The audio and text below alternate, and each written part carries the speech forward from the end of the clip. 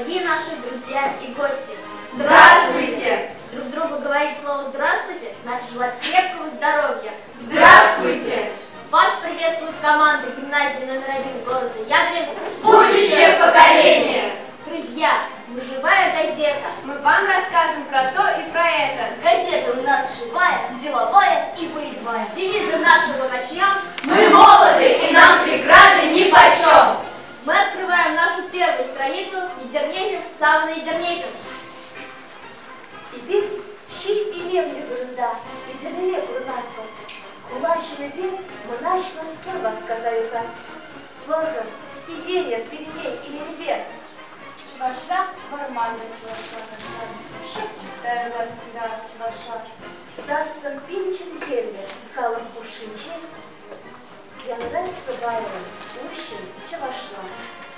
Тыван сама, тыван халық, тыван едернейший пипре, кунеті, кызыклан зарад, шумышла дарад, дарад.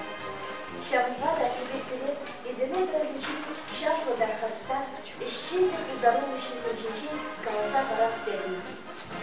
Следующая наша страница – наши земляки, герои труда. О труде, об отношении к труду можно говорить бесконечно.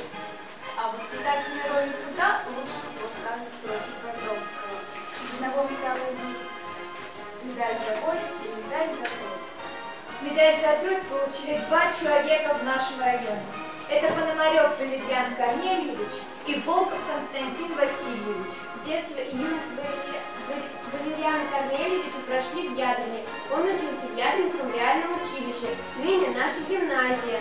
Став военным инженером, он служил в системе артиллерийского управления Красной Армии, занимался разработкой новых систем минометов, а также боеприпасов. В 1933 году за заслуги в обороноспособности Родины он награжден орденом Красной Звезды. Валерьян Корнельевич – участник Первой мировой войны, Гражданской войны в России и Великой Отечественной войны. За оснащение в советской армии новым видом вооружения в октябре 1945 года ему присвоено звание Героя социалистического труда. Следующий наш герой – Волков Константин Васильевич. Он гордость медицинской науки Чувашии, врач-хирург, прославивший Ядрин, доктор медицины, член редколлегии хирургических журналов и большой медицинской энциклопедии, философ и литератор.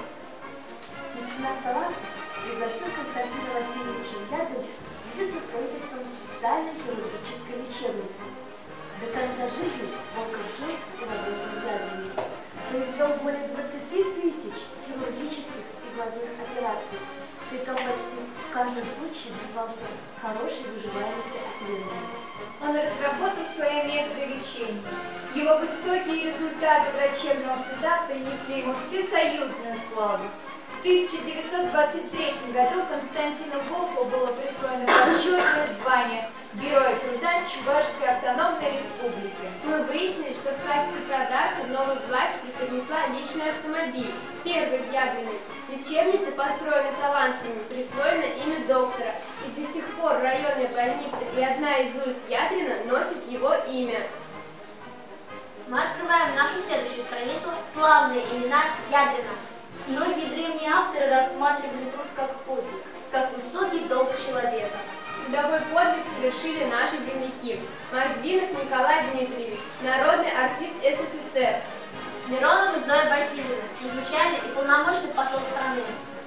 Айдак Аркадий Павлович, заслуженный работник культуры и заслуженный работник сельского хозяйства Чувашской республики и Российской Федерации. Александров Вячеслав Александрович, заслуженный агроном Чувашской ССР и РСФСР. Яковлева Нина Яковлевна, заслуженный врач Чувашской АССР. Жуков Рудольф Васильевич, заслуженный учитель Чувашской республики и Российской Федерации, бывший директор нашей гимназии. Мы ими гордимся, будем равняться на них, будем достойными гражданами и патриотами нашей великой России.